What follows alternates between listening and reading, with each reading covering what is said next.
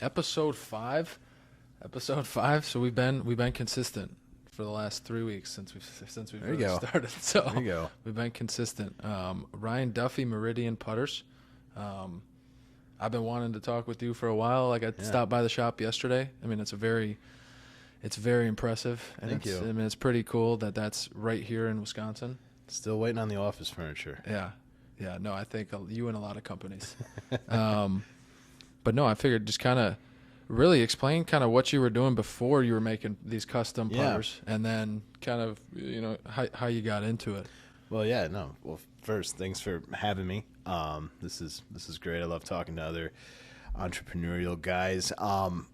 So a couple years ago, I guess, go back to say 2013 or 2014, I was doing a lot of machining. I essentially owned a machine shop that did fast turnaround, rapid prototyping.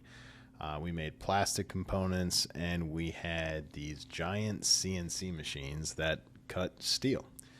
And so we did a lot of work in like the industrial and the plumbing world, in the engine world, stuff like that. But while we were doing some of that, we got in touch with Nike Golf. And obviously I'm a big golfer, and so that was a very fun project for me. And I was able to work on Nike with some driver concepts. We worked on a little bit of wedge design, just briefly saw that world. And then I got introduced to the putting guys. While we were doing business with Nike, they actually stopped making hard goods. Mm-hmm. So literally one day I found out I was watching the Golf Channel like first thing in the morning, and I saw like across the bottom line like Nike Golf no longer making clubs. And sure enough, I got to the office. Our contacts at Nike reached out and they said, "Hey, we've been let go. Tell us what we owe you," and that's it. And so that day we sort of severed ties with Nike, the corporation, but I stayed in touch with the engineers, and I stayed in touch with a couple of the design guys. Just because it was a fun project, they were good guys, and I just wanted to keep those connections.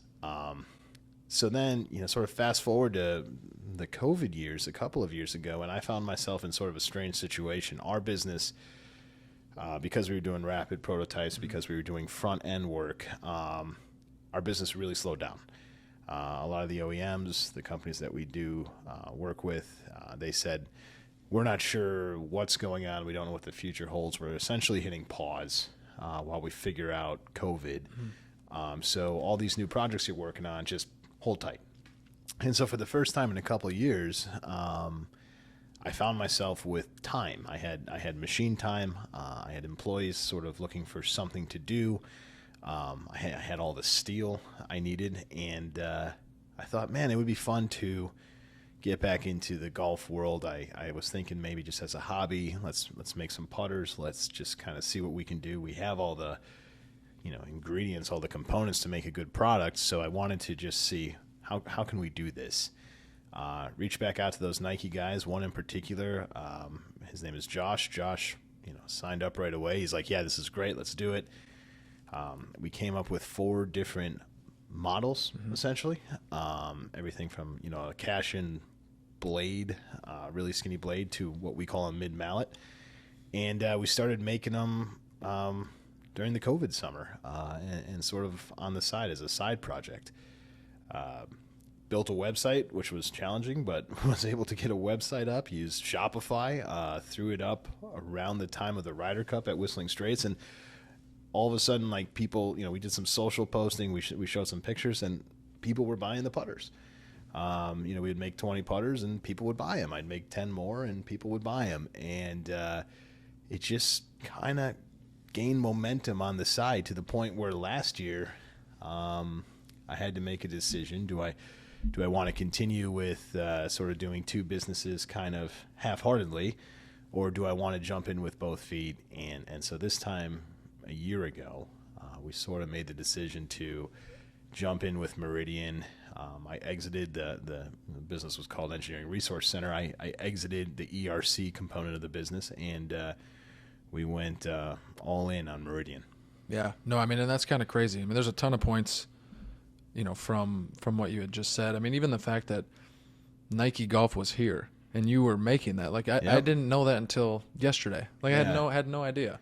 I think I can say it now. We were working on carbon fiber drivers, and we would cut the steel to make the tools that eventually we would mold the plastic. And so we were working on carbon fiber plastic driver heads. And if you look out these days, the stealth drivers, they call it the carbon wood. Like this technology's been around for a while. I've seen it. I saw it 5 years ago.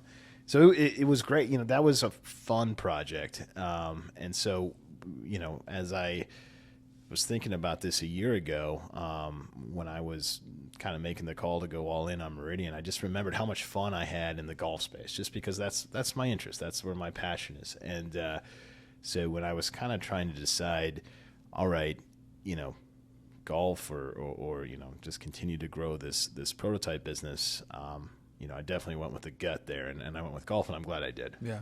No, I mean, not many people, everybody wants to, right? Like you get out of college, you get, you're in high school, you're in college, like you're thinking like, what am I passionate about? Yeah. That's what everyone tells you. Yeah. Like what's your passion? And it's like not many people, does it actually work out where, sure, you obviously have a skill with sure, all the machines and the CNC machines and actually knowing how to use all that automation efficiently, but then combining that with golf. So, I mean, there's just not a lot of people, and I saw it yesterday. We were walking through your shop. I'm like happy for you. Like I can see how happy you are just like walking through there. Like you have putters being made all the time. Sometimes I feel like, and I did it myself. Like there's like a track, right? You're supposed to go down this track and you're supposed to check these boxes and hit these different milestones. And I thought I was doing that, but I realized like, man, I'm not having much fun, and I was going to work and I wasn't smiling. I was just like, oh, what's on the docket today? And just get down to the grindstone. And there wasn't any passion there. There wasn't any fire. So when, he said, well, geez, now you're making golf clubs. Right. I'm not doing any, big engine components, or I'm not working on like the latest metal to plastic plumbing thing, like just making little golf clubs. And I'm like, yeah, you know what? But for me, it's more fulfilling. Mm-hmm. I'm more engaged. I'm more interested. I'm thinking about it like in a good way. Like I'm excited. What's the next project? What's the next model we're going to make? Who's the next market? And I just, the fire's back. Yeah. And so even though you look at it and go, well, man, like it's not a big business. It's not, going to blow up. And like, it's still like, it's really fulfilling. And for me personally, like, that's a big deal. Well, from the outside looking in, I for what you did in the last year, I don't know if it's fair to say it's not going to blow up, because I mean, and I think it's really up to you, right? I mean, at this point, and I think, you being at the PGA show and going down there and kind of seeing, and it's more so just getting your name out there, like you said, meeting all the people that you've been emailing back and forth with over the last couple of years, but just realizing like, the market might be a little bigger, and and the ceiling is probably a little higher than you had thought when you had first started. Is the roof. No, I honestly, we went to the PGA show last week, and it's a big, it's basically the business of golf show, right? The PGA of America puts it on. It's in Orlando every year, and all of the big equipment OEMs go there, and then all of the buyers. The decision makers in the golf business go there. It's not open to the consumers. So if you don't have a connection to a golf club or a golf instructor or a manufacturer, you can't just walk in and check it out. So I went last year just to kind of get the lay of the land. I had seen it. I had been there one time before when I was working on something else, but I went last year because I was thinking, should Meridian be at this show? And last year the attendance was down, but I definitely understood this is where the world of golf business happens. So we made the call last year. I made the call last year. All right, we'll invest in a exhibit. We had like a little 20 by 10 exhibit this year in the corner right next to the bathroom. It was not prime location, but hey, it was everyone's got to go to the bathroom. Yeah, well, at some point, right? Yeah. And so I mean, we set up our booth. There were over my one shoulder was the Callaway booth and their whole Top Golf setup, which was 10 times the size of our booth, and over the other shoulder was Titleist, which has their Scotty Cameron section, has their FootJoy section, has their Pro V1 section. So it's just like this dominant force. So I mean, and then there was little Meridian kind of in the corner.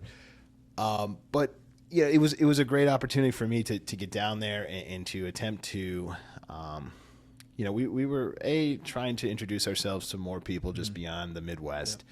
Yeah. And so we checked that box. B, it was a great learning experience, just to understand the world of golf, and how decisions are made and how equipment is bought and sold. That was new to me. So, as much as, we sold some putters and we got some member guests signed up and some corporate stuff done, we also learned a lot, and that was important.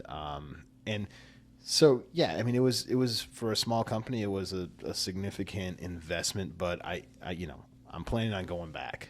So I guess, at the end of the day, that means it was a good week. Right. It was a tiring week for sure, but it was really cool. And, for me, it having various people come up and say, hey, I've seen you on social media, or I heard about you, or I hit some of your putters over there and they're really great. Like, it really validated the brand. So I left Orlando going, okay, we got something cool here. Yeah. Like, that's the next step. Like I said, we'll go back next year, hopefully a little further away from the restroom. A little bigger booth. Maybe. Yeah, we're gonna ask about a different location and maybe slightly larger. Yeah. So. No, but it is cool because you get to see, like, all those other companies started in a small booth. Yeah. Yeah. So it's got to be, being able to, like, look at it from the outside and be like, hey, they got, they started here too. Yeah. You see the big guys and you're like, wow, all right. Yeah. I mean, it is overwhelming. Yeah. No matter what industry you're in. I mean, we go to all those shows too, and you see the people that have the most money and sell the most, they take up half the space. I mean, there were guys with like 2-level booths, like having coffee up, like looking down in the, there were some big. Right. It was fun. I think Scotty Cameron had like his own office on the second level of the Titleist booth. Yeah, of course. So, okay, he's in conference room A up there, but no, it was a great time. Yeah, no, that's awesome. You touched on social media before. Every time that I look at my phone on Instagram, I see one of your putters. Good. So whatever you're doing, it's working. And I think the fact that I just look for it, too, I did to start. And now that I'm in the algorithm or whatever. So I see it all the time. Kind of the importance of that, because, that's, you're selling to the end user. Yeah.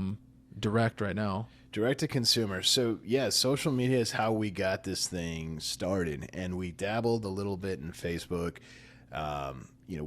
We sort of landed on Instagram because you can do the videos where we can show the process. A lot of it is taking pictures, doing short stories. It seems to be the one that has been the most successful for us, although I'm still learning TikTok and other, platforms. And at first, when I was thinking about this, I wasn't totally sure what that role was. Do people who are on Instagram, like, actually, do they buy a putter based on some post? And I can tell you, for us, the answer is yes. Yeah, they do. And when we are putting together our strategy, especially this year, we're really focused on quality. And so when people have questions about what is Meridian, because I can't go to my pro shop and find a Meridian putter. Right now I can't go to Dick's or Golf Galaxy and find a Meridian putter. So people start to look, all right, well, where's Meridian? And then they see a video of one of our 5-axis machines making a stainless steel putter. Or then they see a video of us setting a putter on fire and doing a flame torch and an oil quench. And then they go, okay, I see what these guys are all about. We've done a video of a shop tour. We've done, nice pictures of the putters, like stage. We've done all sorts of stuff. And the answer is, people look at that stuff and go, yeah, all right, I'll buy a putter. And so it's been, that's how we literally got it off the ground. We started doing some posts on Instagram around the time of the Ryder Cup, and it just sort of took off from there. Yeah, no, it's it's kind of amazing when you think about it. Like you can do a 30-second post, Yeah. and you can put a lot in there of your process. Yeah. You know, I mean, obviously it takes a lot longer than 30 seconds, but you can speed up videos. You can show Yeah. the automation. You can show here. I mean, right here you got the block. I don't know if you want to grab that so you can see. Yeah, how we have big a it's couple gonna show blocks there. here. Yeah. But just the process. I mean, you know, we were talking yesterday. A lot of other putter companies, a lot of the big name ones that we think of, you know, they're not made in the Right. U.S. There might be a component. They might mill it here in the United States, and everyone thinks like they're making it here. But like, you actually have sheets. Well, I guess it's more so Plates. plates of steel that come in, and we'll put it up on the screen. Yeah. So what we do, which is different than a lot of guys, not all of them. There are some companies that fully mill putter heads from a block of steel, but there aren't many. So what we do is we literally take a giant plate of steel, and you know it's 36 inches long by 24 inches wide. We flatten it. You know, at first we buy them in bulk. So we buy big loads of stainless steel, 303 stainless steel. We buy them in bulk, and then we take a machine, we flatten the steel, and then we take another machine and we cut out what we call blanks. These are just essentially chunks of steel. Think about like a cookie cutter, you know, cutting dough, making shapes. That's sort of what we do, and we make sort of the broad profile of the putter. Then we take that blank, put it in a CNC machine, and it's a 5-axis machine, so it just cuts away, and you're left with a steel putter. Yeah. So, Which we got here. I mean, it's the videos, like, that's why it's so cool. Is because you can kind of walk through your process and just be able to show all of it. yeah, and it's kind of neat. You know, the shop itself is not huge, so you can see in the video, you can see everything. You know, like this is where it starts, this is where it ends. And when people who don't know much about the process, you know, I'm trying to introduce a brand. People who know Scotty Cameron, they know Odyssey, they know, you know the big guys. Yep. So we don't have much in terms of brand awareness out there. So we have to validate ourselves. I constantly find myself trying to validate Meridian. Like, well, are you guys really doing, you know, take a look at the video. Right. Well, are you guys really, you know, when you say fire torch, are you, take a look at the video. Yeah, look at the Setting video. them on There's fire. literally a video of you. Yeah. Yeah. So, you Torching know, the putter. we're doing all that hustle that, you Yeah. know, young companies have to do because we don't have just the historic brand awareness that some of these big guys have. But at the same time, like, that's the social media that's where a lot of the audience is now. That's a lot of our target audience that's where they hang out. So we're trying to figure out, okay, how do we get Meridian in front of the right people? How do we get Meridian in front of the people who want to buy a Meridian? And with the social, with the Instagram, and I know there's some people who think, you know, it's like the end of the world. And I was sort of one of them who, like, I never was too deep into it, but now I understand, wow, I mean, you can really do some targeted marketing, and you can find people who say, hey, I'm interested in golf. Oh, you're interested in golf? Well, hey, take a look at this. Right. You know, and it's effective and it works. It really does. Yeah. No, I think, you know, let me see here. We'll just cut that part out because I don't know where the hell I was going with that. But one of the things I wanted to ask you right when you were starting with the story is where did the name come from? So Meridian. So I don't know. There's not. When I thought about Meridian, I wanted to do something fun, and you know, I've grown up going to the Carolinas. My parents now live in South Carolina. I've been, you know, I'm 39. I've been going there for 38 and a half years. My wife and I got married in South Carolina. Like, it's a spot where I just, you know, I want to end up there someday.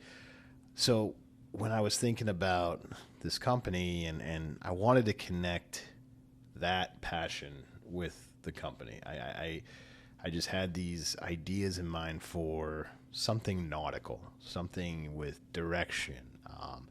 And Meridian, you know, I was thinking about Latitude or Meridian, something like that. Meridian seemed to come off a little bit better.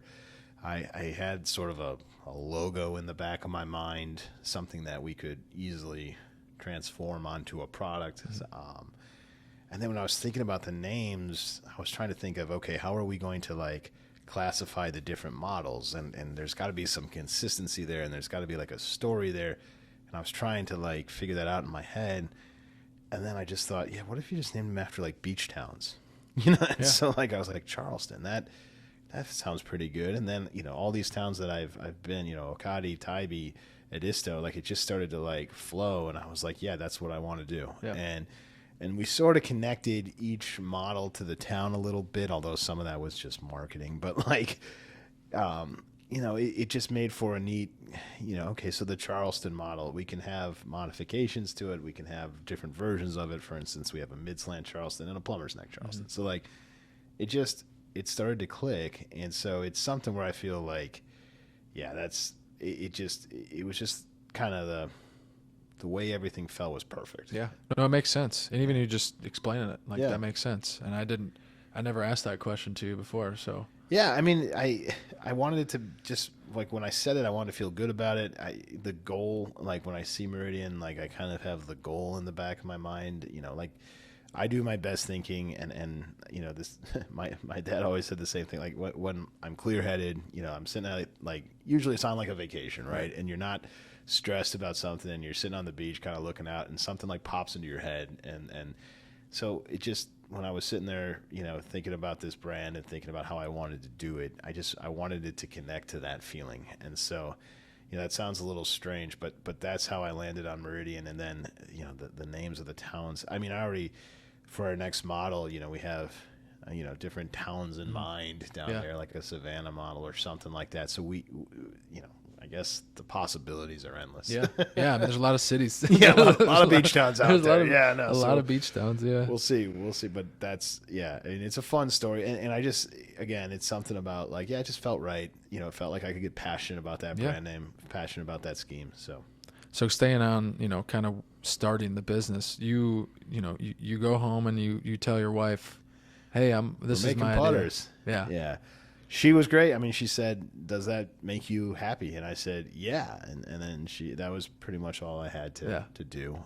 Heather has been supportive of me through thick and thin. And so I'm very fortunate to have somebody who believes in me at home. And my parents and my brothers, I couldn't ask for a stronger support system. So, I feel like I would never be able to like work for somebody. Yeah. And I, in the little time I did, it didn't go so great.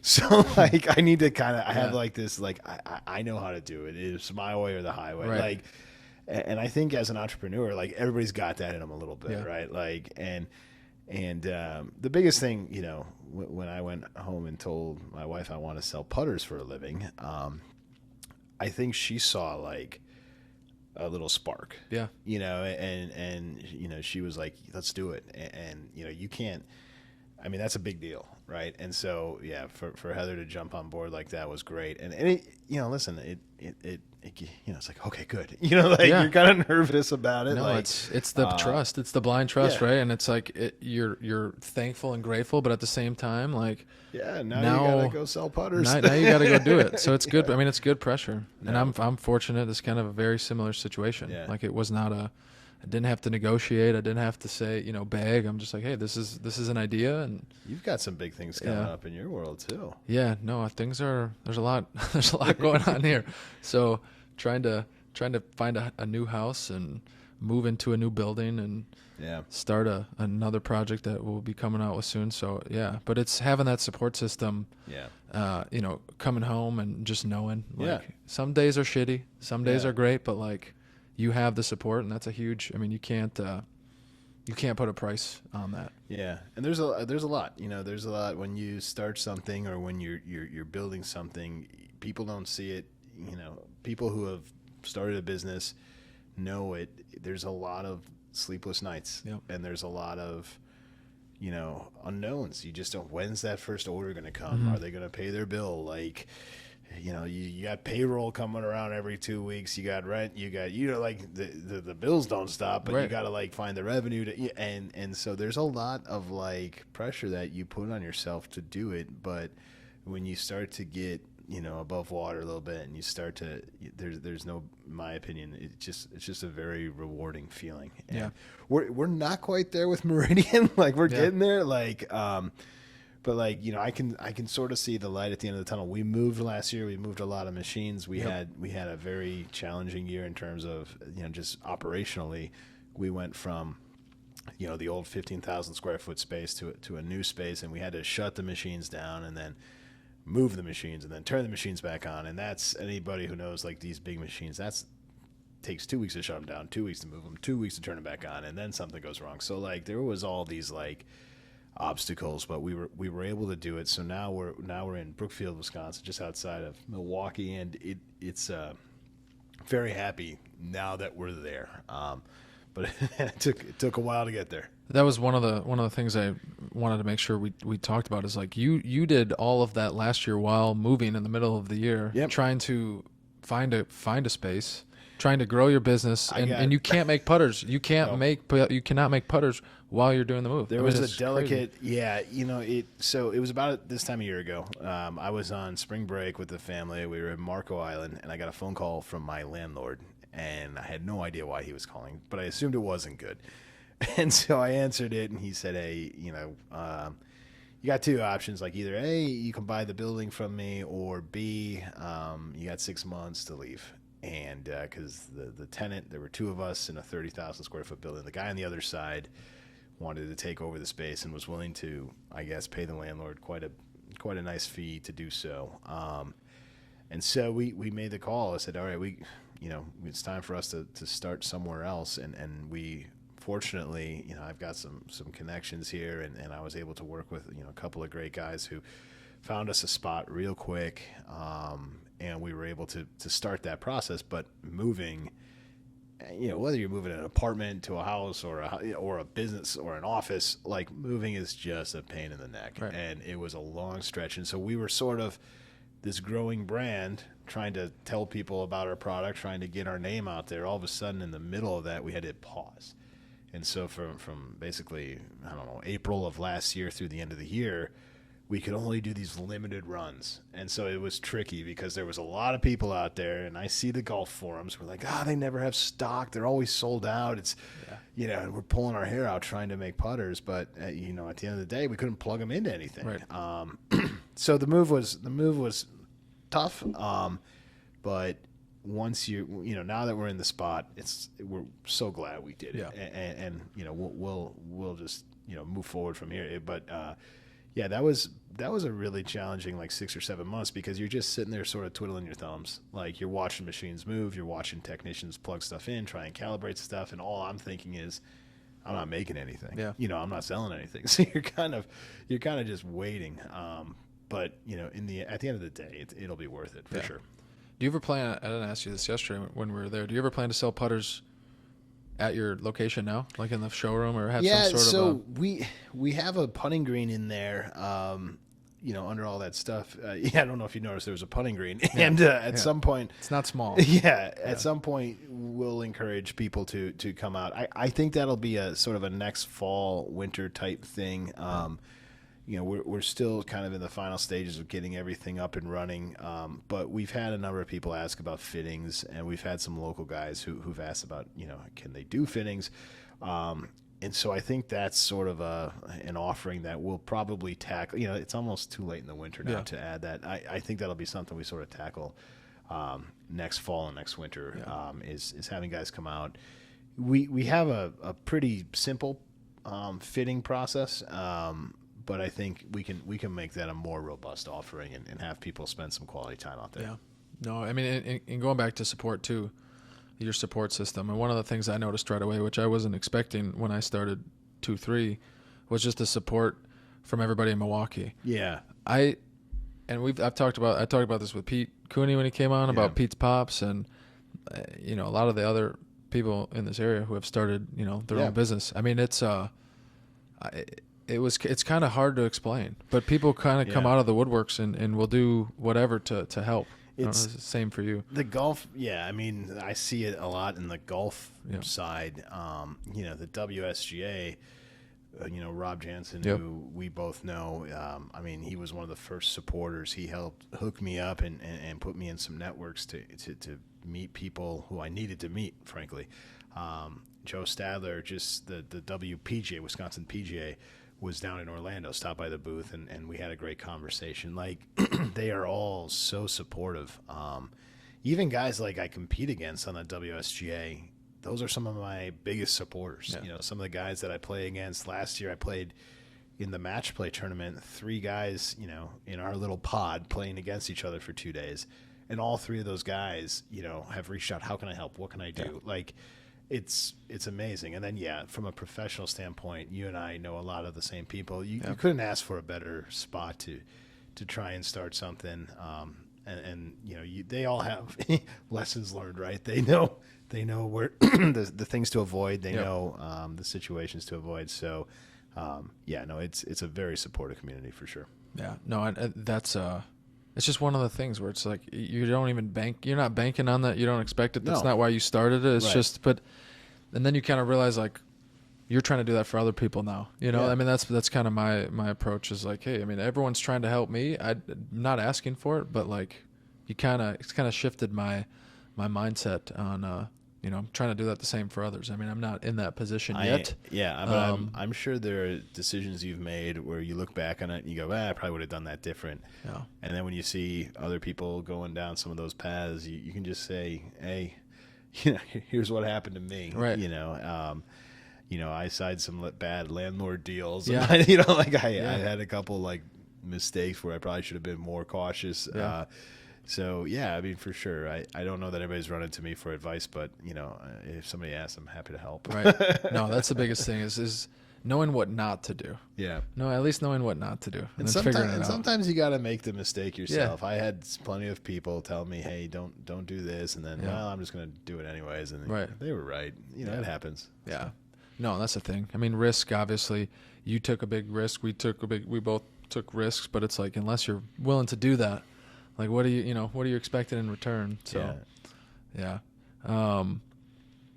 One of the other things I want to talk about too is we've talked a lot about the like direct to consumer, but there's so many other ways, you know, that I didn't think about. Like when I go to the website and I see it, it's like you have all these member guests. You know, you have member guests where people are buying, you know, 100 putters at a time and different corporate events. And I think, you know, from being on LinkedIn a lot is, you know, a lot of the people that are scrolling through and I would love to see more golf stuff on LinkedIn, but it's just from these larger corporations. Like, what a perfect gift to give, you know, to like a sales team if they hit a certain goal. That's what we've done, and we've made custom putters for. I mean, it's exactly what you just described. It was for sales, like the top guys. We've done it for a couple of different local businesses. We've done it for a couple of national businesses. You know, guys will say, hey, you know, for my top 20 guys, I want to give them a putter. I want our logo on the toe, or I want our logo on the sole of it. I want their initials on the back, something special. So we've done that a lot. We have a laser engraving machine, which really can, I mean, pretty much if you can design it, we can get it into the steel. So it's a pretty neat device. We also do, like you said, member guests, and we've had a number of, even last week in Orlando, a number of clubs stop by and say, God, you know, every year we give out, you know, a quarter zip, or every year we give out, you know, a pair of shoes, a pair of sunglasses. We're out of ideas. You know, we're kind of a boutique-y niche brand. You know, people are a little bit familiar with us. We're it's a high quality putter. As I tell everybody, listen, it's stainless steel, it's copper, it's high end stuff, and we can make it unique. We can put your guest's signature on it. We can put your club's logo on it. We can put the name of the event on the sole. Like, we can make this a special product. And so that was a big offering last week. That was where a lot of the guys, or a lot of the customers who we were talking to, that hit home. Yeah. You know, so that was something. You know, next year we'll have more of a presentation for them available on that. But that's sort of what we learned, is that's a big deal. A lot of these club pros are looking for stuff to give away. How can we service those guys? That's something we'll focus on for next year for sure. No, I mean, it's something that, I mean, right now we don't have many, so if we gave it to our top 3, it would be all 3 of us. There you go. Yeah, we may do that this year. Give yourself a nice putter. Yeah. I know I'll be in the top 3. Yeah, there you go. I know I'll be in the top 3. Really kind of wrapping it up. I mean, what surprised you the most? What comes to mind when I say that? I mean, I just, since starting, What has been the biggest surprise? So, I mean, from a business standpoint, what I did not maybe have a full grasp on was like the size of the market. And last week when I was in Orlando, I was like overwhelmed by just how big the golf world is, not just domestically, but internationally. The numbers that were being tossed around, that was surprising to me. Personally, like, just after saying, okay, for a year I've been a putter guy, it's fun. And I'm surprised at how much drive I have and how, excited I am. I'm excited to go to work in the morning and like talk to people on the phone. I'm excited to try and cultivate these relationships. I guess, if you're passionate about it, if you're excited about it, if it really drives you, then it's a much more enjoyable and fulfilling experience. And I shouldn't be surprised by it because I've heard that before. Right. But I think until like I've experienced it over the last year, going, man, I'm having way more fun. Maybe you're not selling as much in terms of total revenue, but like, yeah, it's a blast. Yeah.